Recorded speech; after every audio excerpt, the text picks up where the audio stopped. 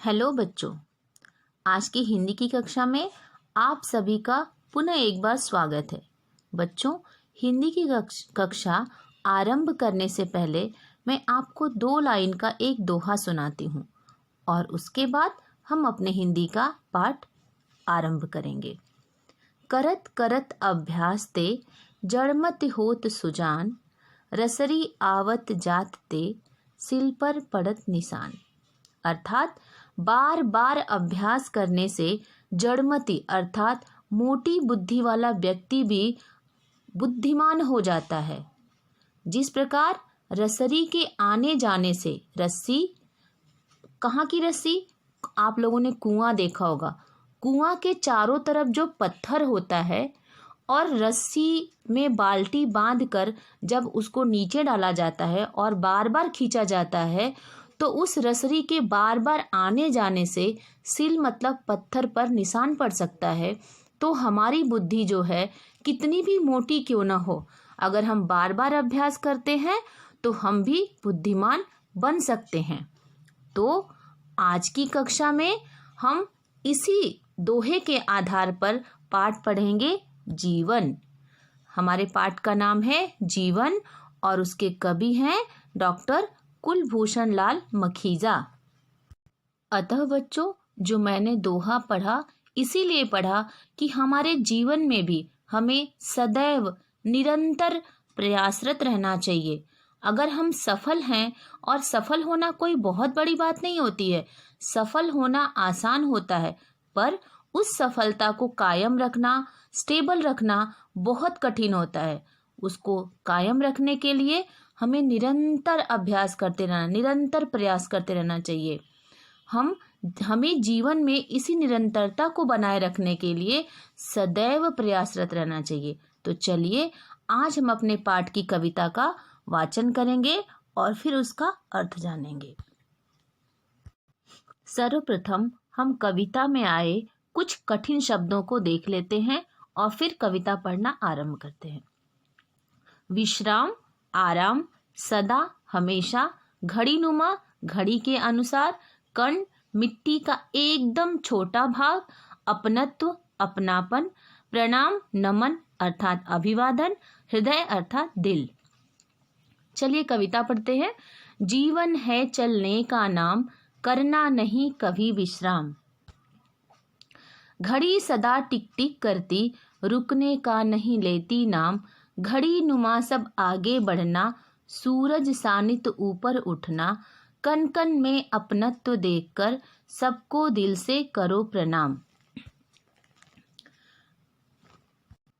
यहाँ कवि कह रहे हैं कि जीवन है चलने का नाम, अर्थात जीवन में सदैव चलते रहना, निरंतर अभ्यास करते रहना ही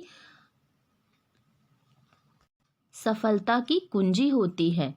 जहाँ हम ये सोचते हैं अभी तो हमने अच्छी पढ़ाई कर ली, कक्षा में प्रथम आ गए, अब तो हम प्रथम आ गए हैं, अब आते ही रहेंगे, तो ऐसे संभव नहीं होता है। कभी भी हमें आराम की मुद्रा में नहीं होना चाहिए, सदैव परिश्रम करते रहना चाहिए, प्रयासरत रहने चाहिए। किस प्रकार? जिस प्रकार घड़ी सदा टिक टिक करती है, रुकने का कभी नाम नहीं लेती है। आपने घड़ी को देखा है, घड़ी 24 घंटे उसकी जो सुइयां होती हैं चलती रहती हैं, और जब घड़ी रुक जाती है तो आपने परिणाम देखा है क्या होती है? वो पीछे हो जाती है, मतलब समय वो ठीक से नहीं बता पाती है। आगे कवि कह रहा है, घड़ी नुमा सब आगे बढ़ना, सूरज सानित ऊपर उठना। और कवि क्या कह रहा है यहाँ पे कि हमें सदैव घड़ी के अनुसार आगे बढ़ते रहना चाहिए। किस प्रकार आगे बढ़ते रहना चाहिए? घड़ी के अनुसार। जिस प्रकार घड़ी हमेशा आगे बढ़ती रहती है, 1 मिनट 1 सेकेंड भी वह रुकती नहीं है। सूरज सानित ऊपर उठना, और आपने देखा होगा जब सूरज भगवान सुबह को उदय होते हैं अर्थात निकलते हैं तो वह नीचे रहते हैं, लेकिन जैसे जैसे दिन आगे बढ़ता है सूरज भी ऊपर उठता जाता है। अर्थात हमें भी सदैव ऊपर उठते रहने वाला कार्य करना चाहिए। कभी भी अपने जो हमारा स्थान होता है उससे नीचे नहीं आना चाहिए। हमेशा ऐसा कार्य करना चाहिए जिससे हमारी कीर्ति हमेशा उत्तरोत्तर बढ़ती रहे। आगे देखते हैं, कण कण में अपनत्व देखकर सबको दिल से करो प्रणाम। और कण कण अर्थात कण मतलब होता है बहुत छोटा से छोटा हिस्सा एक पत्थर का, जैसे धूल होती है। कण कण में हमें अपनत्व अपनापन देखना चाहिए। जब हम अपनापन देखेंगे तभी तो हम उसको अपना पाते हैं। जहाँ पे हम दूसरा अर्थात पराई चीज देख लेते हैं तो हम उस प्रकार अपने की तरफ भी उसके साथ में व्यवहार नहीं कर पाते हैं। जैसे कि अगर हमने समझ लिया कि ये पूरा जो सड़क है वो हमारी है, जो ट्रेन है वो हमारी है, ये सब जब हम अपना सोचते हैं तो हम कहीं कचरा नहीं करते हैं, उसके सामान से छेड़छाड़ नहीं करते हैं। इस प्रकार हमें कण कण में पूरे विश्व को हमें अपना समझना चाहिए और अपना समझकर उनको अपने दिल से नमन करना चाहिए, दिल से प्रणाम अभिवादन करना चाहिए।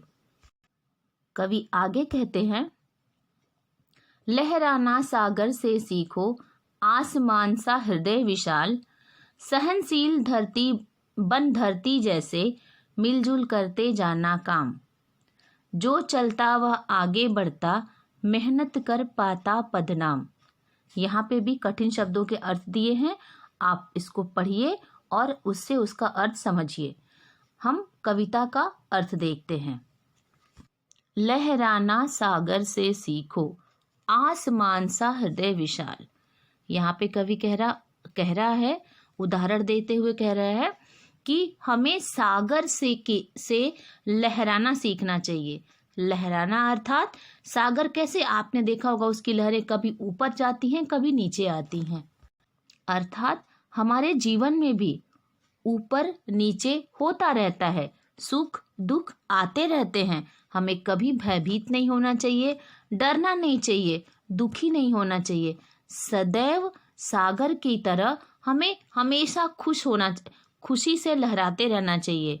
और आसमान सा हृदय विशाल, और अपना हृदय अर्थात दिल जो है आसमान की तरह बहुत बड़ा होना चाहिए। आपने देखा है आसमान का न कहीं आदि है न अंत है, हम जहाँ भी देखते हैं वह आसमान दिखाई देता है।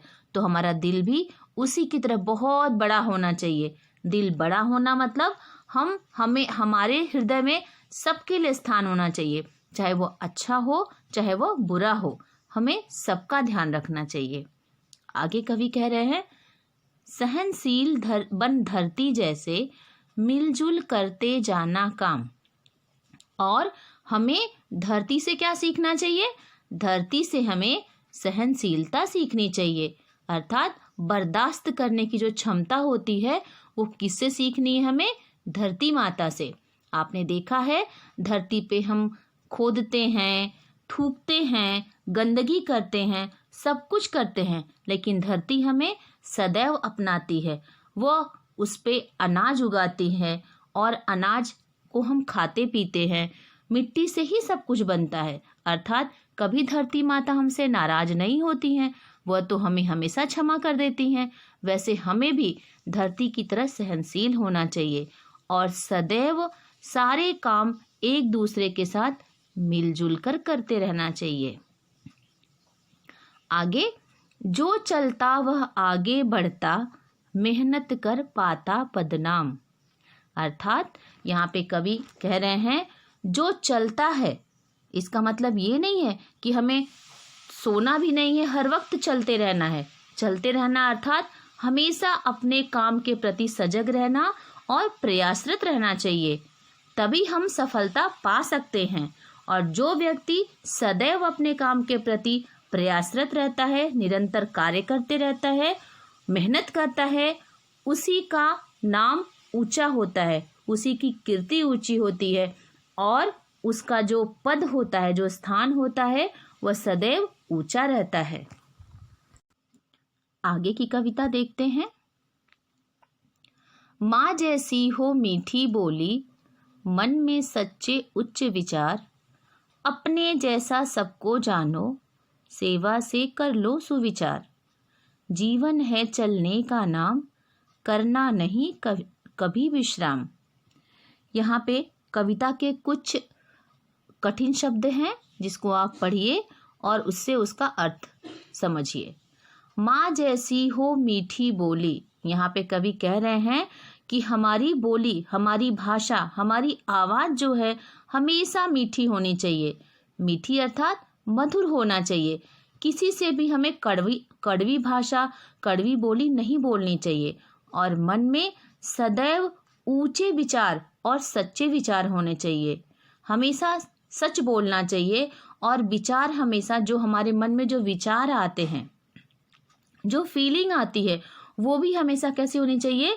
पॉजिटिव होनी चाहिए, अर्थात सकारात्मक होनी चाहिए। और विचार सदा उच्च होने चाहिए। कभी भी तुच्छ या छोटे विचार किसी के प्रति हमें नहीं रखना चाहिए। अपने जैसा सबको जानो, सेवा से कर लो सुविचार।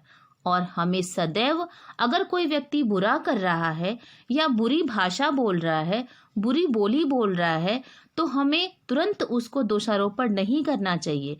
अगर हम उसकी जगह हों तो हम भी शायद वैसा कर सकते हैं। यह समझ करके हमेशा उस व्यक्ति का सम्मान करना चाहिए, उसके भाव का सम्मान करना चाहिए। यहाँ पे कवि वही कह रहा है कि अपने जैसा सबको जानो। आप जिस प्रकार, जैसे आप हैं वैसे दूसरों को भी अपनी तरह समझिए, तो आपको उनको समझने में आसानी हो जाती है। और सेवा से कर लो सुविचार। और जब आप सेवा करते हैं तो आपके विचार अपने आप अच्छे विचार हो जाते हैं। तो हमें सेवा करनी चाहिए और सेवा करके हमें अपने विचारों को हमेशा उच्च बनाना चाहिए। कवि अंत में कह रहे हैं, जीवन है चलने का नाम, करना नहीं कभी विश्राम।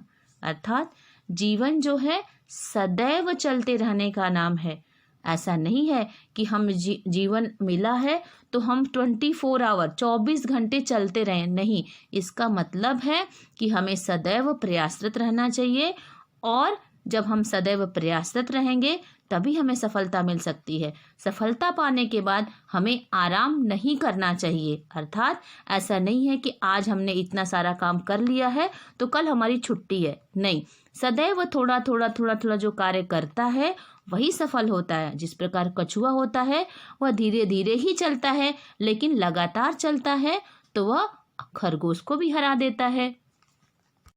अतः बच्चों, आज हमने पाठ नंबर 2 जीवन में कवि डॉक्टर कुलभूषण लाल मखीजा की कविता में से हमने यह जाना कि जीवन जो होता है सदैव चलते रहने का नाम है।